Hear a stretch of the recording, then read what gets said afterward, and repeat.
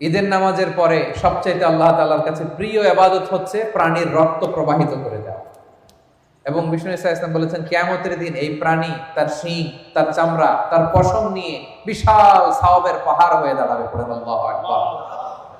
এজন্য হজ্জাজ বাইতুল্লাহ যারা হজে আছেন আল্লাহ তাআলা তাদের হজকে কবুল করুন। আমরা যারা কুরবানি করছি আল্লাহ তাআলা আমাদের কুরবানিকে কবুল করুন। এই কুরবানি এটা হতে হবে হালাল উপার্জন থেকে। ইন্নামা ইয়াতাকাব্বালুল্লাহু মিনাল মুত্তাকিন, তিনি শুধু মুত্তাকিদের পক্ষ থেকে কবুল করেন, হালাল থেকে তিনি কবুল করেন। হারাম দিয়ে বিশাল 5 লক্ষ টাকা দিয়ে আপনি হাটের সবচাইতে বড় গরুটা কুরবানি করেছেন, ওই কুরবানি কশিনকাল আল্লাহ তাআলার দরবারে কবুল হবে। আর সামান্য কিছু অর্থের মালিক আপনি, একা একটা কুরবানি দেওয়ার সক্ষমতা নাই, হায়রে 7 জন মিলে ভাগে কুরবানি দিচ্ছেন, ওইটা আল্লাহর আরশে আগে কবুল হয়ে যাবে। এজন্য আমরা সবসময় হালালের সাথে থাকবো। কিসের সাথে? হালালের সাথে। হারামের সাথে আমাদের কোনো সম্পর্ক নাই। হালাল থেকে অল্প দান করলো এটাকে কবুল করে কে? আর হারাম থেকে কোটি কোটি টাকা দান করলো সে দান আল্লাহর দরবারে কবুল হয় না।